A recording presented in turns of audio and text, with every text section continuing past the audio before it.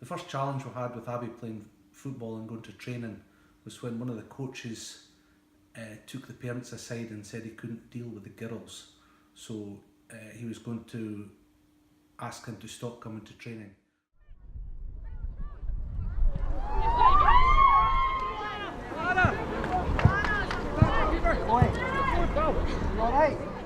I currently play for Ayr United Ladies, but it's not always been easy.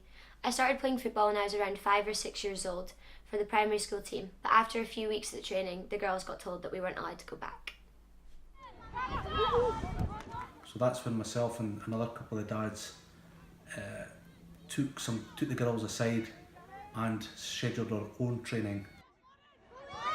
You got it, you got it!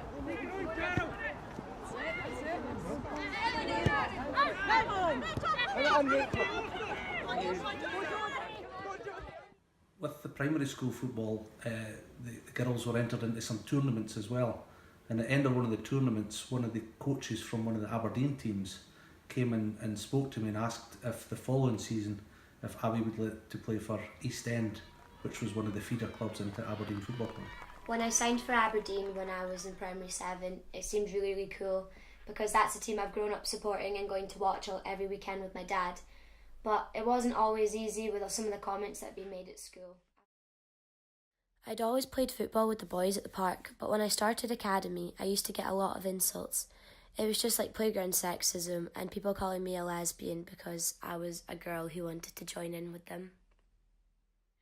Moving down to Ayr was a very scary experience for me as I've literally moved from the other side of the country and I don't know anybody down here. But it was really, really lovely when I met the boys that I'm staying with in my halls when they found out I played football, and they would always include me and invite me when they're going to play, take me to the games that they're going to at Ayr United, and it's just really nice to have such a supportive friend group. The troubles I faced when I was younger mainly came from boys who didn't understand why I wanted to play football and why I enjoyed it so much. They used to tell me that I should just be a dancer, or if I kept playing I'd be all muscly and unattractive, and it was just a load of rubbish. I wondered if any other female footballers had the same experiences, so I went to Hampden to speak to Fiona McIntyre.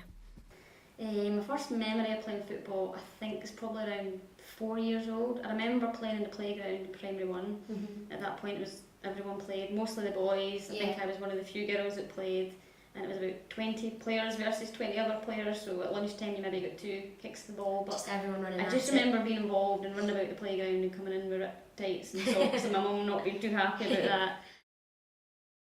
Did you ever experience getting hurtful comments or things being said about you just because you were a girl who played football and who was actually good?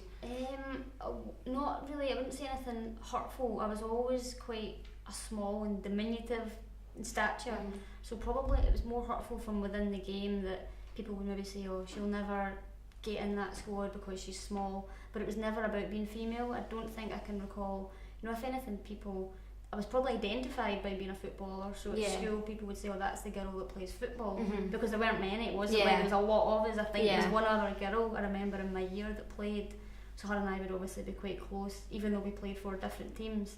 I decided to quit football after my last national camp when I was 16 years old because it was just getting a bit too hard.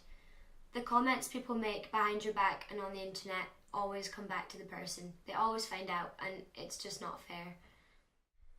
I'm really thankful for all the opportunities that I got throughout my football career, as they've made me the strong and confident person that I am today. I really love being part of a team, as you're not just playing for yourself. There's 10 more other people on the park who have the same goal and the same drive that you have to get the job done. Girls and women's football has come on so much in the last 10 years since I started playing, and it's really great to see, especially the fact that the women are away to the World Cup in France next year. I really hope that the country is going to get behind the girls because they've done so well to get to where they are, and I hope that it's going to inspire the next generation of strong, confident women footballers.